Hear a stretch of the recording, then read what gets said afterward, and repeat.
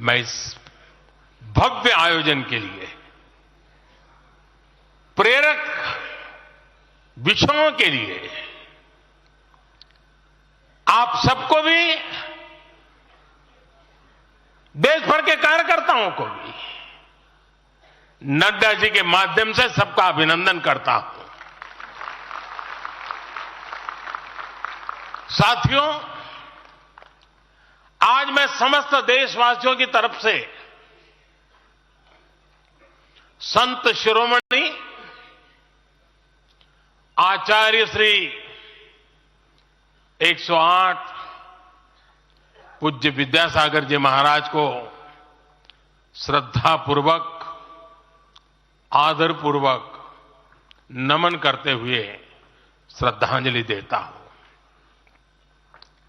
उनके संलेखन समाधिस्थ होने की सूचना मिलने के बाद उनके अनुयायी शोक में हैं, हम सभी शोक में हैं। और मेरे लिए तो यह एक व्यक्तिगत क्षति जैसा है।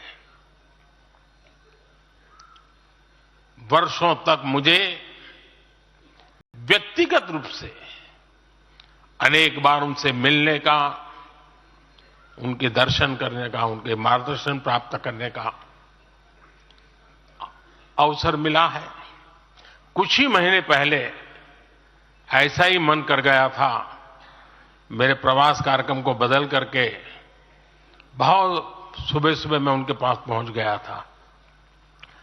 तब पता नहीं था कि मैं दोबारा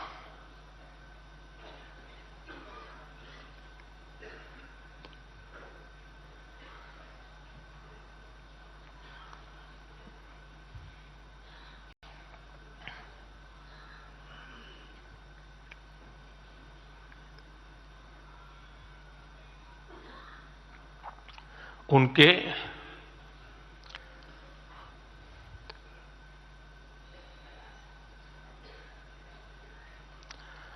दर्शन नहीं कर पाऊंगा।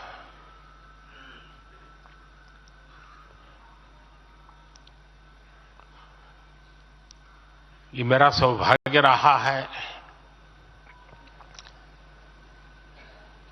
कि पिछले 50 से भी ज्यादा वर्षों से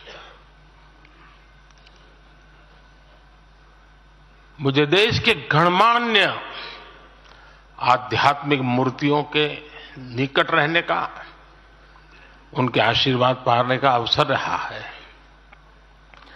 और इसलिए मैं उस आध्यात्मिक जगत की उस शक्ति को भलीभांति जानता हूं, समझता हूं, अनुभव करता हूं। आपको सुनकर के आश्चर्य होगा कि वे तो दिगंबर परंपरा से थे।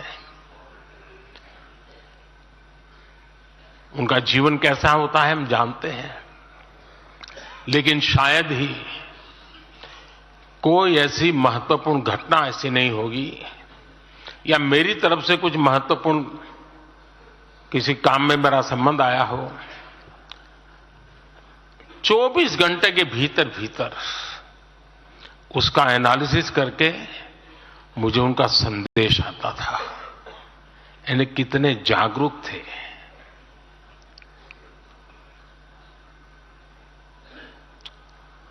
और अपनी विराट आध्यात्मिक यात्रा और उसके बाद भी वो हम सबको हमेशा प्रेरणा देते रहे हैं।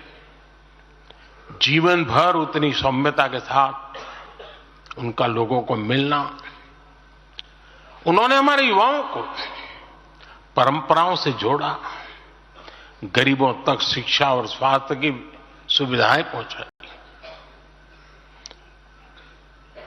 उनका पूरा जीवन उस व्यक्ति के लिए प्रेरणा जैसा है जिसने गरीबों और वंचितों के लिए काम करने का संकल्प लिया है। आज जब भारत प्रगति के पथ पर आगे बढ़ रहा है, मुझे विश्वास है कि उनके सिद्धांत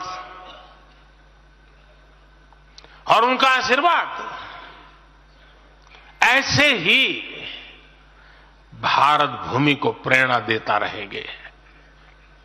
साथियों, पिछले 10 वर्षों में भारत ने जो गति हासिल की है, बड़े लक्ष्यों को प्राप्त करने का जो हौसला पाया है, यह अभूतपूर्व है साथियों। और इसलिए नहीं कि मैं कह रहा हूं, दुनिया गाजे बाजे के साथ बोल रही है।